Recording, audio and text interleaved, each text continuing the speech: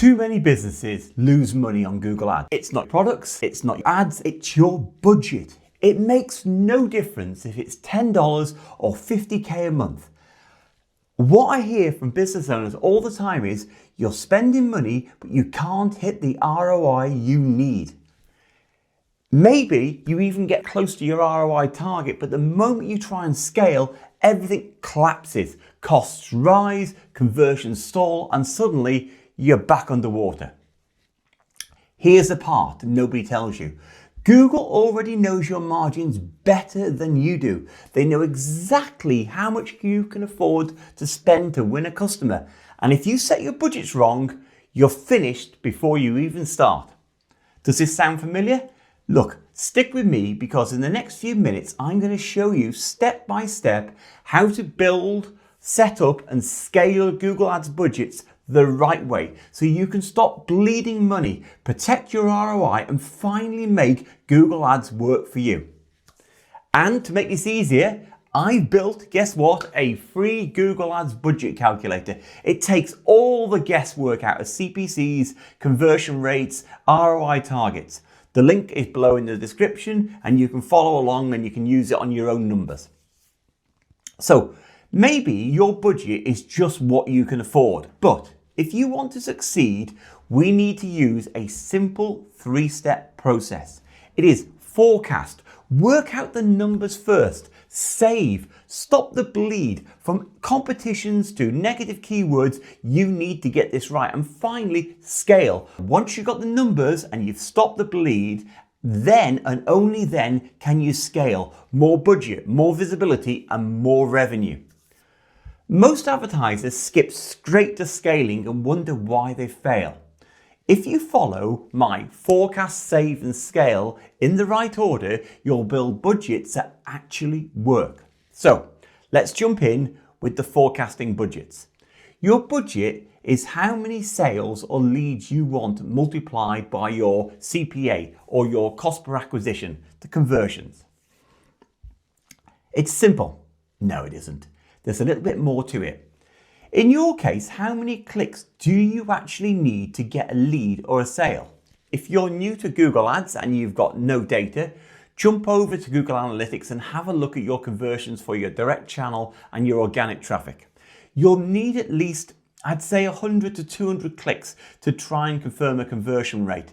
As a bare minimum, ideally, you'd want a few thousand clicks. Look, the maths is simple. Just divide 100 by your conversion rate. So if your conversion rate is 2%, that means you're going to need 50 clicks to get a single conversion. Now, a 3% conversion rate is really good for Google Ads for e-commerce, for example, but accounts with problems often see conversion rates around about 1%.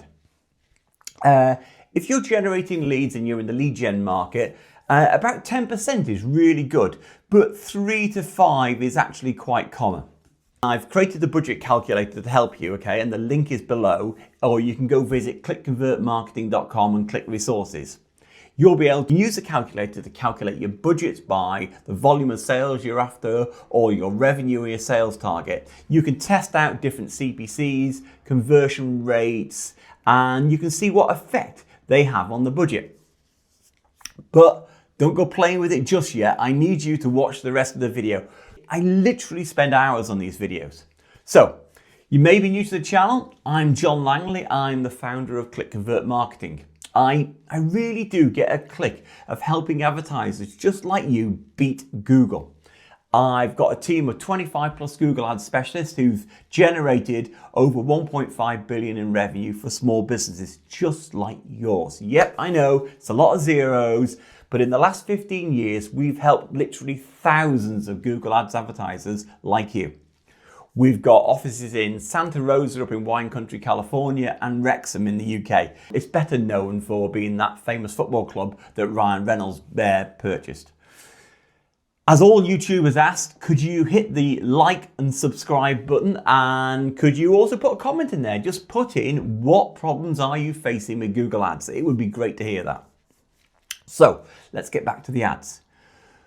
We know now how many clicks it takes to get a sale, but how much are they going to cost? The easiest way is to look in your account to see what you're already paying for similar products or services. Failing that, go and use the Google Ads Keyword Planner, drop in your keywords, and it will give you an estimate of the costs. Personally, I like to use a small test budget to actually see what clicks really cost, but that's just me. I think you do need to be realistic about your CPCs. If clicks in your niche are, say, costing $2.50 or £2.50 and you're spending a tenner a day, that's 4 clicks. That's not enough to learn anything. And a big warning here, don't rely on GA4 totally. It's Google Analytics.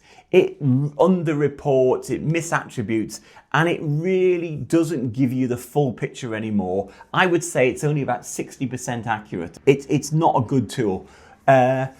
We here have really, in a lot of cases, given up on Google Analytics, and we're using something called Conversion Hound. It's a bit of software we have ourselves to do it, and it transforms performance. Let's say we got some numbers. So nip over to the calculator I created for you. It's the one at Click Convert Marketing, and then just click the link for resources, and you'll find it there. So let's work through a little example. Let's say your CPC is about 76 cents and your conversion rate is about 1.52%. That means you're going to need, I'd say, about 66 clicks to gain 1 conversion. If you multiply the 76 cents by the CPA, it comes out to roughly $50.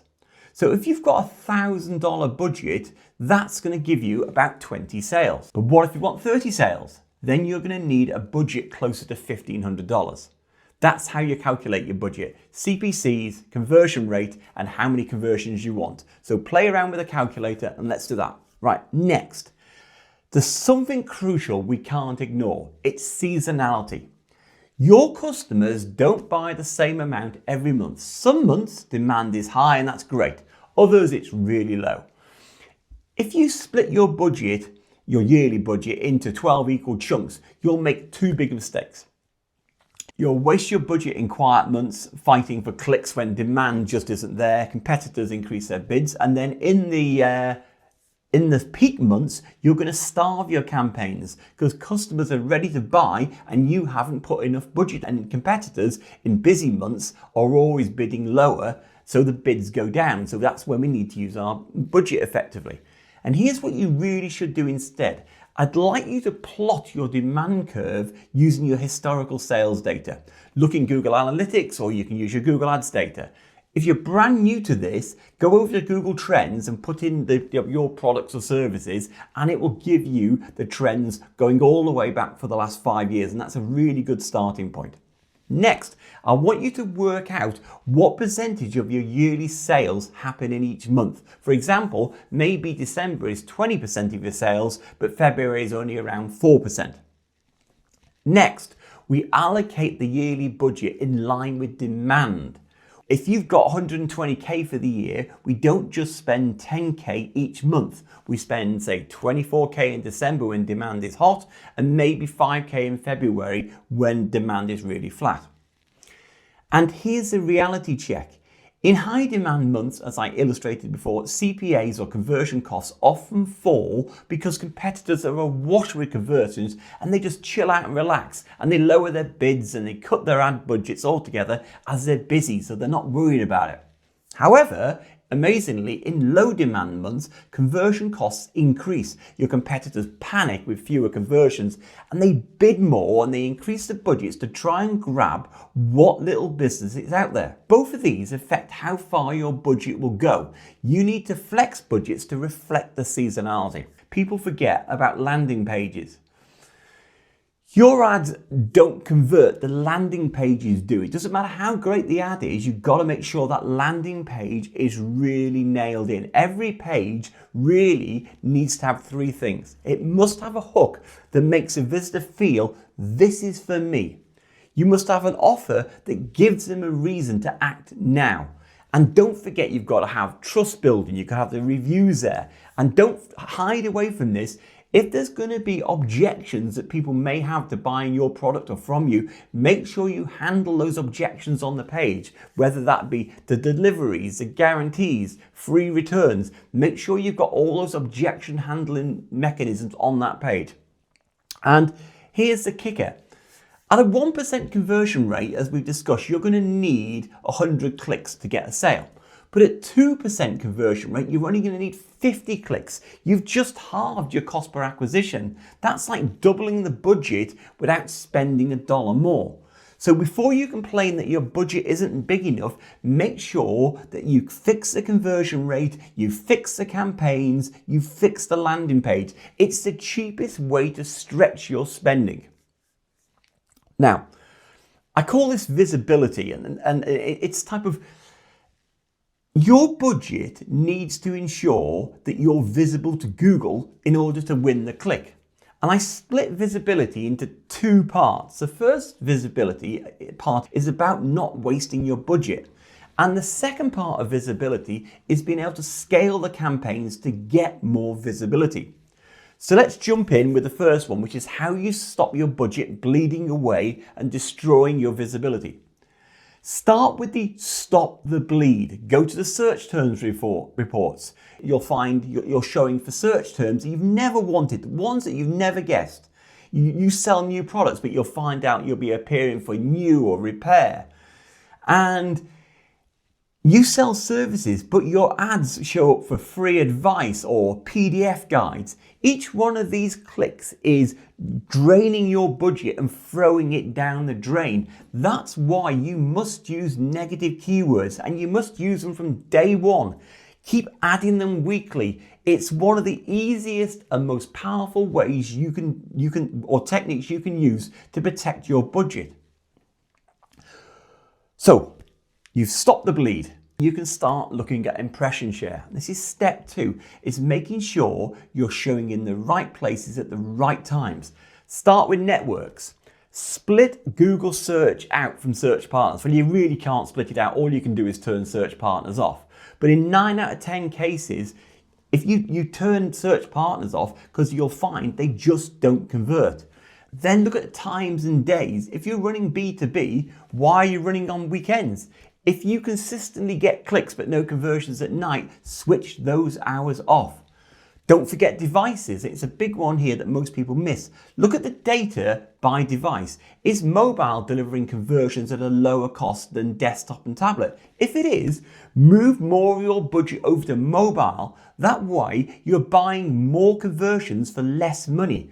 And this is how you make your budget work harder without spending more. Tablets, they're often like dead weight. Just cut them out if the data shows they're not working. And finally, locations. If you're running across multiple locations, pull the report. Some areas will convert at half the cost of others. Some won't convert at all. So don't waste money there. And I would review these at least every 30 days. It's the easiest way to get your budget to work harder. Now we need to look at scaling. How are we going to scale? So in Google Ads, there's a metric and it's called impression share. It's the percentage of searches you're showing up for. If you're only at 10%, that means you don't show up for 90% of searches. So you think, great, I'll just add some more budget and I'll grab some more impression share. If only it's that simple. It isn't. Here's the reality. Google Ads is an auction. You're always in this auction. A bid just buys you a slice of the impressions. To get more, you've got to take them from somebody else, your competitors. That means raising bids to win the impressions from them. And when you raise, your competitors often raise back. So what's going to happen? Your cost per click is going to go up. Your cost per acquisition may go up if your conversion rate doesn't follow. Scaling isn't just adding money, it's about competing harder in the auction. That's why you've got to stick to the 30% gross profit rule for ad spend. It's one of my rules, but basically I think in most markets, 30% of the gross profit usually gets spent on one form of advertising or other. But if your CPA costs rise, what they can do, they can push you above that 30%. And if it does that, scaling isn't going to be sustainable.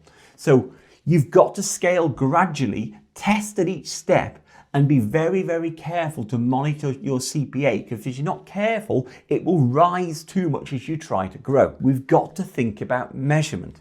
None of this really matters if you're tracking junk. GA4, Google Ads, conversion tracking, they're all flawed. They underreport, they misattribute. And with the privacy changes and cookies, the data is fuzzier than ever. And that's why you've got to measure what really matters. Real sales, real leads, and the quality of those leads. At Click Convert, we've literally got so frustrated with GA4 now, we've used a tool that we got here called Conversion Hound. It even goes so far as to transcribe phone calls, and then it will make an evaluation and try and expect out the conversion value, and it will feed it back to the Google Ads campaigns, and that enables us to drive the budget effectively.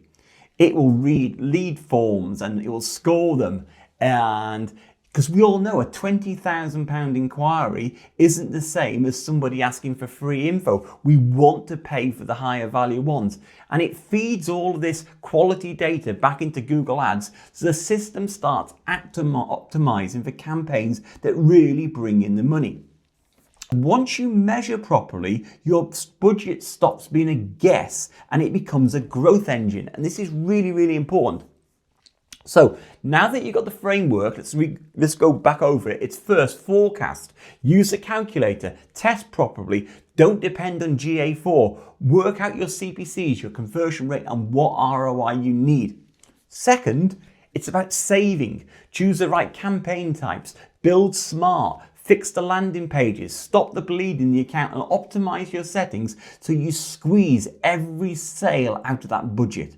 And third, scaling. Once you've nailed the first two steps, then you can start using impression share as a metric to grow carefully, knowing that your CPAs may rise, and then you can really measure what happens with accurate tracking to get that scalability that we're looking for. And if you follow these three steps, forecast, save, and scale, your budget stops being a gamble and becomes a growth engine. So there we are. If you found this useful, hit like and subscribe. I'd love you to comment with the problems you face as well with Google Ads. And if you'd like me or my team to apply this framework directly to your account, click the link below and we'll give you a free Google Ads review, and we'll show you what's happening in your account, why it's happening, explain any issues you have with your account, and tell you why this is happening. Anyway, until next time, bye guys.